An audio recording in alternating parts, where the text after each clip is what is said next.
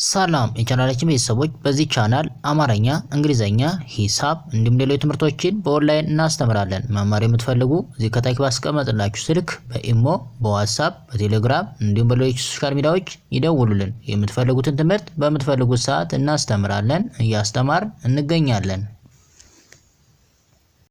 ሰላም እንዴት ናችሁ? በያላችሁበት ሰላማችሁ ይብዛ። ዛሬ እንግዲህ የሂሳብ ትምህርቶችን እናያለን። ከነዛም ውስጥ ደግሞ የማባዛት የሂሳብ ስሌትን ዛሬ በደንብ እናያለን ማለት ነው። ከዛ በፊት ግን ለቻናላችን አዲስ ከሆናችሁ ላይክ፣ ሰብስክራይብ፣ ሼር በማድረግ ቤተሰብ ሁኑ። ምክንያቱም የምንለቃቸው አዳዲስ ቪዲዮ ቀጥታ እናንተ እንዲደርሷችሁ ማለት ነው። እንዲሁም ደግሞ በኦንላይን መማር የምትፈልጉ እዚህ ከታች ባስቀመጥንላችሁ ስልክ በዋትስአፕ፣ በቴሌግራም፣ በኢሞ እንዲሁም በሌሎች የሶሻል ሚዲያዎች ኮንታክት በማድረግ ደውሉልን። በአገር ውስጥም በአገር ውጭም ያላችሁ የምትፈልጉትን ኮርስ እንግዲህ ከምንሰጣቸው ኮርሶችም እንግሊዘኛ፣ አማርኛ፣ ሂሳብ እንዲሁም ሌሎች ኮርሶችን መማር የምትፈልጉትን በመፈለጋችሁ ስራችሁን እየሰራችሁ መማር ትችላላችሁ ማለት ነው። እንዲሁም ህፃናትን ማስተማር የምትፈልጉ ኮንታክት አድርጉን፣ እናስተምራለን። ስለዚህ ምንድነው ዛሬ እንግዲህ የሂሳብ ትምህርትን እንዴት አድርገን ማባዛት እንዴት ነው የምናባዛቸው ቁጥሮችን ስናባዛስ እንዴት ነው የሚሉትን ዛሬ በደንብ እናያለን ማለት ነው። እንግዲህ ከዚህ ስንጀምር የመጀመሪያው ባለ አንድ ዲጂቶች ስንጀምር ከአንድ ዲጂቶች ላይ ስንጀምር እንግዲህ ሁለት ሲባዛ በ3 ስንት ነው? 6። 2 ሲባዛ በ3 6። ያ ማለት ሁለትን 3 ጊዜ ማባዛት፣ 3 ጊዜ መጻፍ፣ ሁለትን 3 ጊዜ መጻፍ ወይም ደግሞ 3ን 2 ጊዜ መጻፍ። 3ን 2 ጊዜ እንጽፍና ስንደምረው ስንት ይሆናል? 6። ማባዛት ማለት ያ ነው፣ ማራባት ማለት ነው። ኦሬዲ ማባዛት ማለት ማራባት። 2 ሲባዛ በ3 ማለት እንግዲህ ሁለትን 3 ጊዜ ወይም ደግሞ 3ን 2 ጊዜ በመጻፍ እነዛን የጻፍናቸውን በመደመር ሪዛልቱን ወይ ውጤቱን ማስቀመጥ ማለት ነው። ስለዚህ 2 ሲባዛ በ3 ወይም 3 ሲባዛ በ2 ቢቀያየሩም መልሳቸው አንድ ነው የሚሆኑ። 2 ሲባዛ በ3 ብንልም 3 ሲባዛ በ2 ብንልም ያው ነው። ስለዚህ 6 ይሆናል ማለት ነው። ወደዚህኛው ስንመጣ እንግዲህ 5 ሲባዛ በ2 እኩል ነው 10። 5 ሲባዛ በ2 እኩል ነው 10 ይለናል። አሁን እዚህ ላይ ምንድነው ማየት ያለብን ነገር 5ን 2 ጊዜ ስንጽፋት ስንት ነው የምትሰጠን? 10 ነው አይደል የምትሆነው? ያ ማለት ነው 5 ሲባዛ በ2 ማለት 5ን 2 ጊዜ ጻፍ ማለት ነው።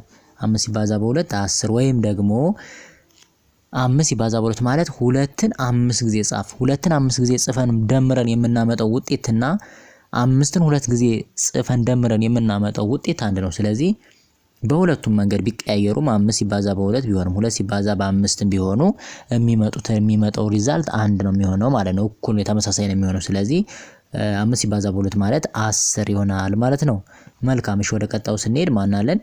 7 ሲባዛ በ8 7 ሲባዛ በ8 እኩል ነው ስንት ሆነ? 56። 7 ሲባዛ በ8 እኩል ነው 56 ማለት 7ን 8 ጊዜ ማራባት፣ 7ን 8 ጊዜ ማራባት ወይም ደግሞ 8ን 7 ጊዜ ማራባት ወይም ደግሞ 8ን 7 ጊዜ ማራባት። 8ን 7 ጊዜ ጽፈን ደምረን የምናመጣው ውጤት ወይም ደግሞ 7ን 8 ጊዜ ጽፈን የምናመጣው ውጤት ተመሳሳይ ነው። ስለዚህ 8ን 7 ጊዜ እንጽፍና ያንን ስንደምረው ስንት ይመጣል ማለት ነው? 56 ይመጣል። ስለዚህ 8ን 7 ጊዜ ስናራባው 56 ይመጣል። 7 ሲባዛ በ8 56 ማለት ይሄ ነው። ስለዚህ ማባዛት ማለት ማራባት ነው። ስለዚህ ደጋግመን በመጻፍ እየታዘዝነው ድረስ አባዝተን ውጤቱን ማስቀመጥ ማለት ነው። መልካም። ወደዚህኛው ስንመጣ እንግዲህ ቢቀያየሩም ለውጥ ስለሌለው እዚህኛው ላይ 7 ሲባዛ በ8 56 መጣ። እዚህኛው ደግሞ 8 ቀደመ። 8 ሲባዛ በ7 እኩል ነው 56 ይመጣል። ተመሳሳይ ነው የሚመጣ፣ ልዩነት አይኖረውም ማለት ነው። ስለዚህ ይህ ሂሳብ እንግዲህ ለጀማሪዎች ሂሳብን እንግዲህ ገና መጀመሪያ ላይ መደመርን፣ መቀነስና ማካፈልን እንደተማራችሁም ደግሞ ማባዛትን ደግሞ የምታዩበት ለጀማሪዎች የሚሆን ቪዲዮ ነው ማለት ነው። ስለዚህ እንግዲህ ይሄኛው ምን ይላል? ወደዚህኛው ስንመጣ 90 ሲባዛ በ2 90 ሲባዛ በ2 ማለት 90ን 2 ጊዜ መጻፍ ማለት ነው። 90 2 ጊዜ ስንጽፍ ሆነ 90 እና 90 ስንት ሆነ? 180። ይሄው 90 እና 90 180። ስለዚህ 90 2 ጊዜ ጽፈን 90 ሲባዛ በ2 180። ያ ወይም ደግሞ 90 ሲባዛ በ2 ማለት ሁለትን 90 ጊዜ መጻፍ። የሚቀለው ግን 90ን 2 ጊዜ ጽፎ ማስቀመጥ ነው እንጂ አሁን ሁለትንም 90 ጊዜ ብንጽፈው የሚመጣ 180 ነው ኋላ ሲደመር። ሁለትን 90 ጊዜ ጽፈን ብንደምረው የሚመጣ 180 ነው። ግን እንደዛ ከማድረግ ይልቅ የሚቀለውን which one is the best የሚለውን መውሰድ አለብን። የትኛው አሪፍ ነው የሚለው መውሰድ። ስለዚህ 90ን ሁለት ጊዜ ብንጽፈው ይቀለናል። 90 ሁለት ጊዜ ጽፈን 180 ስለዚህ 90 ሲባዛ በ2 ማለት 180 ነው ማለት ነው። ወደዚህኛው ስንመጣ ለምሳሌ እንግዲህ እነዚህኞች ባለ 1 እና ባለ 2 ነው ያየን። ወደዚህኛው ስንመጣ ደግሞ ባለ 2 እና ባለ 3 ነው እያለን እንሄዳለን።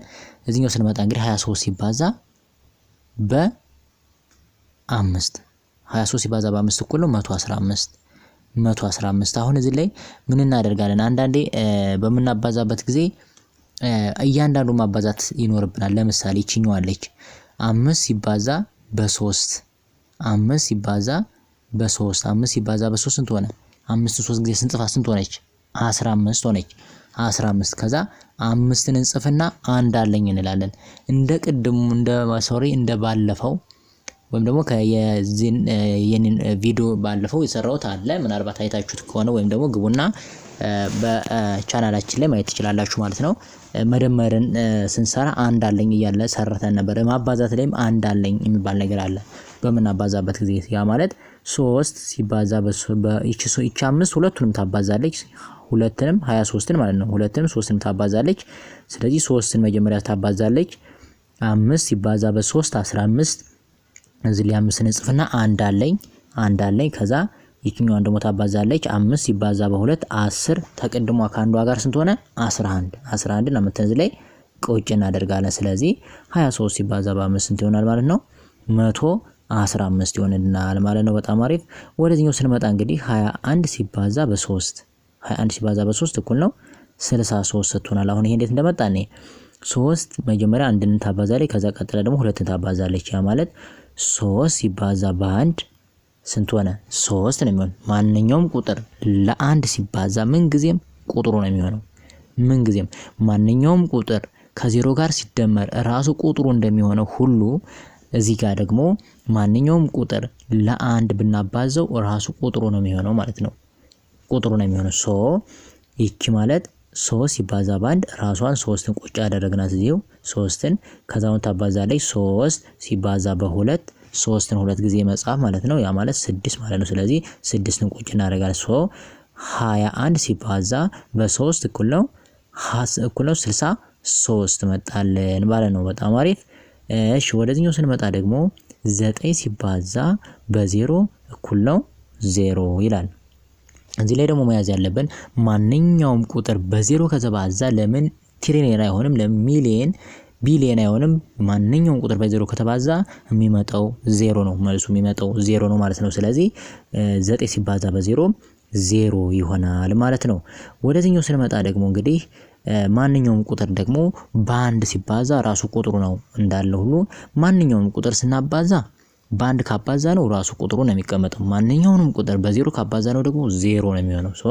27 ሲባዛ በ1 እኩል ነው 27። ማንኛውም ቁጥር በአንድ አባዝተን ራሱ ቁጥሩ ስለሚሆን 27 እናስቀምጣለን። መልካም። ወደዚህኛው ስንመጣ ደግሞ 125 ሲባዛ በ32 አሁን እነዚህ 32 እነዚህ ሶስቱንም ያባዛሉ እያንዳንዳቸው ማለት ነው። ይቺ 2 ሶስቱንም ታባዛለች። ቀጥላ ደግሞ ይቺ 3 ይሄንንም ታባዛለች። 2 ሲባዛ በ3 ሲባዛ በ5 ስንት ሆነ? 10 0 ጽፍና አንድ አለኝ እላለሁ። አንድ አለኝ። እሺ ይችኛዋ መጣች። 2 ሲባዛ በ2 ስንት ሆነ? 4 ከአንዷ ጋር 5ን ቁጭ አደርጋለሁ። እሺ ይችኛዋ ደግሞ ስንት ሆነ? ስንት ነች? 2 ሲባዛ በ1 2ን ቁጭ አደረኩኝ። 2 ሲባዛ በ1 2 ከዛ ወደዚህኛው እንመጣና ወደታች እቺ ማን ነች? 3 ሲባዛ በ5 15 ከዛ በሁለተኛው ላይ ነው የምትቀመጠው። እቺ ከመጀመሪያዋ ለፍ ብላ በሁለተኛዋ ላይ ትቀመጣለች። 15 ስንት ሆነ? 5ን ጽፍና አንድ አለኝ። 3 ሲባዛ በ2 ስንት ሆነ? 7 6 ከአንድ ጋር 7 ይሆነናል። ከዛ 3 ሲባዛ በ1 3 ይሄንን ቁልቁል ስንደምረው ስንት ነው የሚሰጠን? 4000 ይሰጠናል ማለት ነው። አሁን ይሄን ብታባዙት 4000 ነው የሚሆነው ማለት ነው። ስለዚህ በቀላሉ በዚህ መሰረት ማንበብና መረዳት እንችላለን ማለት ነው። ስለዚህ እያንዳንዳቸውን እስኪ ገብተን ደግሞ እንያቸው ማን ምን ይሆናል ምን የሚለውን እስኪ እያንዳንዳቸውን ስናይ እንግዲህ እሺ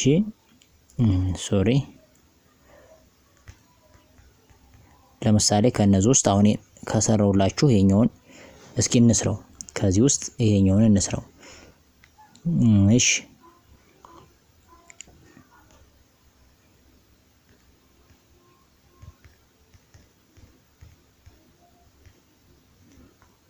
እሺ ስለዚህ ምን ይላል? ለምሳሌ ይሄ 123 ነው አይደለ? እዚህ ላይ መስራት እንችላለን። እዚህ ላይ ያለፍ ብለን መስራት እንችላለን። ምንድነው 125 ሲባዛ በ32 ነው ያለው። አሁን ይሄን በምናባዛበት ጊዜ ምንድነው የምናደርገው? ቁልቁል ማባዛት ይኖርብናል። ይችን ወደታችና ወርዳትና ይችን እንደዚህ ወደታችና ወርዳታለን። ከዛ እሺ ቁልቁል ለማባዛት እንዲመችን ማለት ነው። ከዛ እንደዚህ ካደረግን በኋላ ምንድነው የምናደርገው? ከዚህ ላይ እንመጣለን። አሁንም ከዚህ ከታች እንመጣና ምንድነው የምናደርገው? እሺ ምን እናደርጋለን? ከዚህ ከመጣን በኋላ ይችን ወደዛ እናስጠጋታለን ለማባዛት እንዲመችን ማለት ነው። ያው ስለሆነ አይመችም። በእስክሪብቶ ከሆነ እንኳን በቀላል መልኩ ማባዛት እንችላለን ማለት ነው። ስለዚህ አሁን መጀመሪያ ማን እናባዛለን? ይችን 5 እናባዛለን። 5 ሲባዛ በ2 ስንት ነው? 10 0 እንጽፍና እንግዲህ ሁለቱ ዲጂቶች አንድ ሲመጡ 0 የፊተኛዋ ትጻፋለች። 0 እንጽፍና አንድ አለኝ እዚህ ላይ ለምሳሌ አንድ አለኝ፣ ወይም ደግሞ እዚህ ላይ መጥቼ አንድ አለኝ እላለሁ። እዚህ ላይ ለምሳሌ አንድ አለኝ ልበል። እሺ አሁንም መጣና 2 ይችኛዋ 2 አሁንም ትደግምና ማን ታባዛለች? ይችኛዋ 2 ታባዛለች። 2 ሲባዛ በዚች 2 4 ከዚህኛዋ ከአንዷ ጋር ስንት ሆነ? ከዚህ ከላይ ካስቀመጥናት ጋር 5 ሆነ። ስለዚህ መጣና እዚህ ላይ 5 እንጽፋለሁ። መልካም። አሁን ደግሞ ምን አደርጋለሁ? ቀጥሎ ይቺ 2 አሁን ሁሉንም ስለምታባዛ ማለት ነው። ይቺ 2 ሁሉንም ታባዛለች። ይቺ 2 ማለት ነው። ስለዚህ 2 ሲባዛ በዚች በአንድ ማንኛውም ቁጥር ለአንድ ከአንድ ጋር ሲባዛ ስንት ነው? ራሱ ቁጥሩ ነው። 2 ትቀመጣለች። 2 አስቀመጠን። መልካም። ከዚህኛው ያለችኛዋ ከላይ እቺኛዋ ቅድም ስለተደመረ ጠፍታለች ማለት ነው። ስለዚህ የመጀመሪያዋ ተባስቶ 2 ሁሉንም አባስታ 250 መጣ። 250 እዚህ ላይ ማስተዋል ያለብን ነገር አሁን ደግሞ 3 ሁሉንም ታባዛለች ማለት ነው።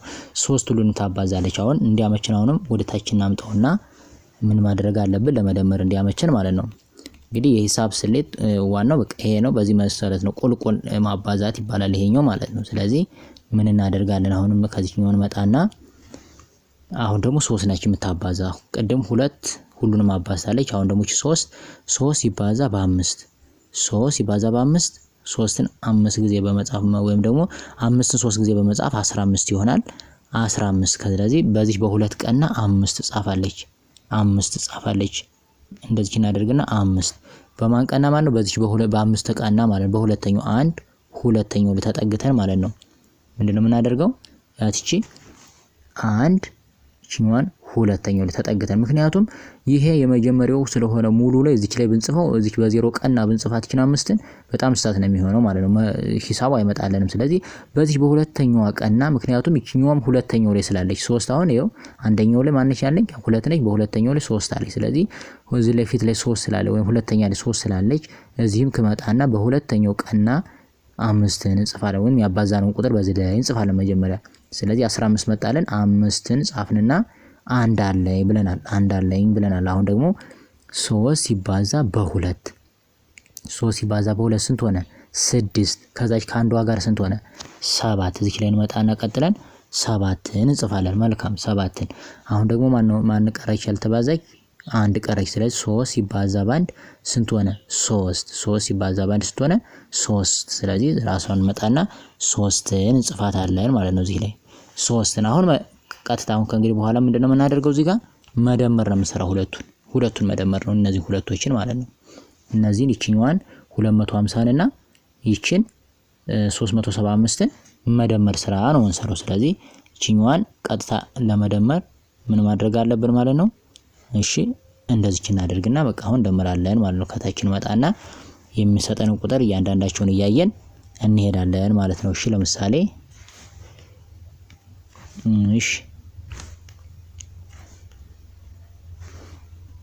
እሺ አሁን ማን ለምሳሌ እነዚህን 250 ሲደመር 375ን አንድ ላይ መደመር ማለት ነው ያባዛነው። ስለዚህ ከእያንዳንዱ እያባዛ ስንመጣ ለምሳሌ ይች ምን ሆነልን? ከዚህኛው ስንመጣ እሺ በቺ በሁለተኛው ቀናን ያለች እዚህ ላይ መርሳት የሌለበት ስናስቀምጥ በሁለተኛው ቀና ነች እንደዚህ የምትቀመጠው ብለናል 5 ማለት ነው። ከዚህ በዜሮ ቀና ከሆነች በጣም ስለሚለን ማለት ነው ሂሳቡ ስለማይመጣ ማለት ነው። ስለዚህ እያንዳንዷን ስንደምር ከዛ እዚች ላይ እንመጣና ይቺ ዜሮን ቀጥታ ነው የምትወርደው ተደማሪ የላትም። ምክንያቱም ማና ይቺ ሁለት የጻፈችው ማና 5 የጻፈችው በማን በ5 ቀና ስለሆነ ተደማሪ የላትም። ተደማሪ አይቀመጥላትም ራሷን ነች የምትወርደው ማለት ነው። ራሷ ትወርዳለች ዜሮ ራሷ ትወርዳለች። ዜሮን እንጽፋለን። ከዛ ማን እንደምራለን ደግሞ ቀጥታ ቁልቁል ነው የምንደምር እንደዚህ ቁልቁል ነው የምንደምር። ስለዚህ 5 ሲደመር 5 አሁን ደግሞ ስንት ሆነ 10። ዜሮን እንጽፍና አንድ አለኝ ብያለሁ። እሺ ከዛ ማን እንደምራለሁ ቀጥሎ ያለው ደግሞ ቀጥሎ ማን እንደምራለሁ 2ንና 7ን እደምራለሁ ማለት ነው። 2ንና 7ን እደምራለሁ። ይቺን 2ን ሲደመር 7 ስንት ሆነልኝ? እዚህ ላይ መጣችዋ ማለት ነው። 2 ሲደመር 7 እዚህ ላይ 2 ሲደመር 7 ስንት ነው የሚሆንልኝ? 9 ሆነ። አንድ አይቼ 5 ሲደመር 5 10 ሆነ። ዜሮን ጥፈን አንድ አለ ብለናል። ከዛ ደግሞ 2 ሲደመር 7 ይቺኛው 2 ሲደመር 7 9 ከአንዷ ጋር ስንት ሆነ? 10 አሁንም እዚህ ላይ እንመጣና 10 እዚህ ላይ እንመጣና ዜሮን እንጽፋለን። ምክንያቱም 10 ስለሆነ ዜሮን ጽፈን አንድ አለ ማለት ነው። 10 ስለሆነ እዚህ ላይ ዜሮን እንጽፋለሁ።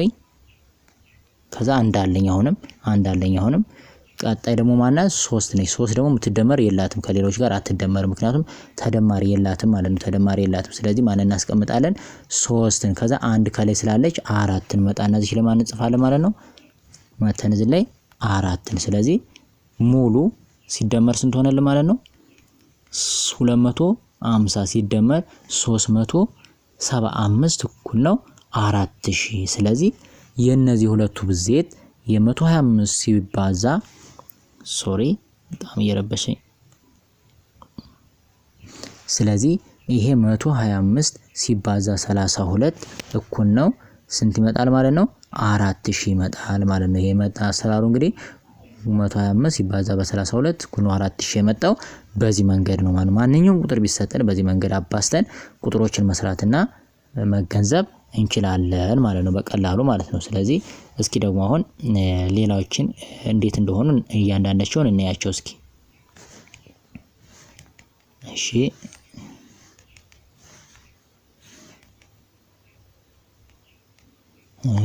ማን ነው ደግሞ ሌላ ለምሳሌ የሆኑ ቁጥሮችን ብንል ለምሳሌ በቀላሉ ማለት ነው 52 ሲባዛ ብንለው በቀለል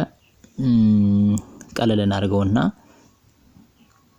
በ21 ብናደርገው በ21 እኩል ነው ስንት ይሰጠናል የሚለውን እኔ አሁን እዚህ ላይ እንምጣና እሺ 52ን እንጻፍ 52 ከዛ ከታች እንምጣና እዚህ ላይ ማን እንጻፍ 21 እንጻፍ እዚህ ላይ 21 እንጻፍ ቁልቁል ለመደመር ስለሆነ እዚህ ላይ ምልክቷን ማስቀመጥ እንችላለን ወይ ቀጥታ እዚህ ላይ እንምጣና የዚህ ምልክት የማባዛት መሆኗን የሚገልጽ ምልክት ማስቀመጥ እንችላለን። ይችን ማለት ነው ማባዛት መሆኑን።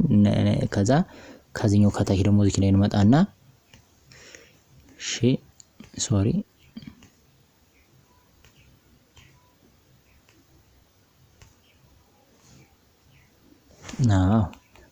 እዚህ ላይ እንምጣና